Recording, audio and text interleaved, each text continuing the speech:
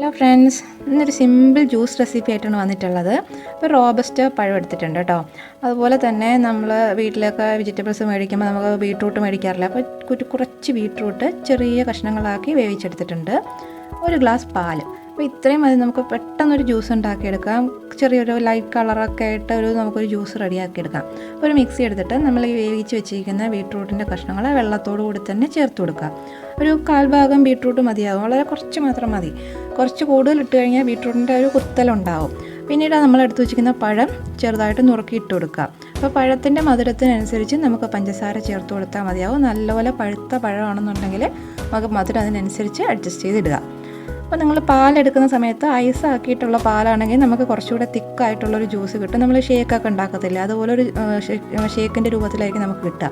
അപ്പോൾ ഞാനിവിടെ ഐസ് ആക്കാത്ത സാധാരണ പാലാണ് ഇവിടെ എടുത്തിട്ടുള്ളത്, ജ്യൂസ് ആക്കുക എന്നുള്ള ഉദ്ദേശത്തിലാണ്.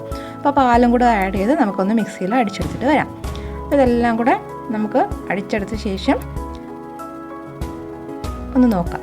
ഈ കാണുന്ന രീതിയിലായിരിക്കും നമ്മളെ ജ്യൂസ് ഇരിക്കുക. ഒരു ലൈറ്റ് പിങ്ക് ഷെയ്ഡൊക്കെ ഉണ്ടാവും. അപ്പോൾ നമുക്കിതൊരു സെർവിങ് ഗ്ലാസ്സിലോട്ടൊന്ന് ഒഴിച്ചു കൊടുക്കാം. അപ്പോൾ നമ്മളിത് ഒഴിച്ചു വരുമ്പോഴത്തേക്ക് തന്നെ നമുക്ക് കാണാൻ നല്ല ഭംഗിയുണ്ടല്ലോ, ഒരു പിങ്ക് കളർ, നമ്മൾ റോസ് മിൽക്കൊക്കെ പോലെ തന്നെ നല്ലൊരു പിങ്കിഷ് ഷെയ്ഡുണ്ട്. അത് ചെറിയ ചെറിയ പീസസ് ആയിട്ട് നമ്മൾ ആ പഴം നുറുക്കിയത് കംപ്ലീറ്റ് ആയിട്ട് അരച്ചെടുക്കാതെ ഒരു മിക്സ് ആക്കി എടുക്കുക. അപ്പോൾ നമ്മൾ കുടിക്കുന്ന സമയത്ത് ആ പഴത്തിൻ്റെയൊക്കെ ഒരു ചെറിയ കടിക്കാനൊക്കെ കിട്ടുമ്പോഴത്തേക്ക് നല്ല രസമാണ്. അപ്പോൾ ഇത് കുട്ടികൾക്കൊക്കെ ഭയങ്കര ഇഷ്ടമാവും. എളുപ്പത്തിൽ നിങ്ങൾ പിള്ളേരൊക്കെ ജ്യൂസൊക്കെ ഉണ്ടാക്കാനായിട്ട് ചോദിക്കുമ്പം വേറെ ഒന്നുമില്ല, ഒരു പഴവും കുറച്ച് ബീട്രൂട്ടോ പറ്റുണ്ടെങ്കിൽ നമുക്ക് ഇതുപോലെ ഈസിയാക്കി ജ്യൂസ് പ്രിപ്പയർ ചെയ്യാം. അപ്പോൾ എല്ലാവരും ട്രൈ ചെയ്ത് നോക്കൂ. Thank you. നിങ്ങൾ എൻ്റെ ചാനൽ ആദ്യമായാണ് കാണുന്നതെങ്കിൽ സബ്സ്ക്രൈബ് ചെയ്യുക. സബ്സ്ക്രൈബ് ചെയ്തതിന് ശേഷം അതിൻ്റെ അടുത്തുള്ള ബെൽ ബട്ടൺ ക്ലിക്ക് ചെയ്യുക. എന്നാലേ ഞാൻ പുതിയ വീഡിയോസ് ഇടുമ്പോൾ നിങ്ങൾക്ക് നോട്ടിഫിക്കേഷൻ ലഭിക്കും.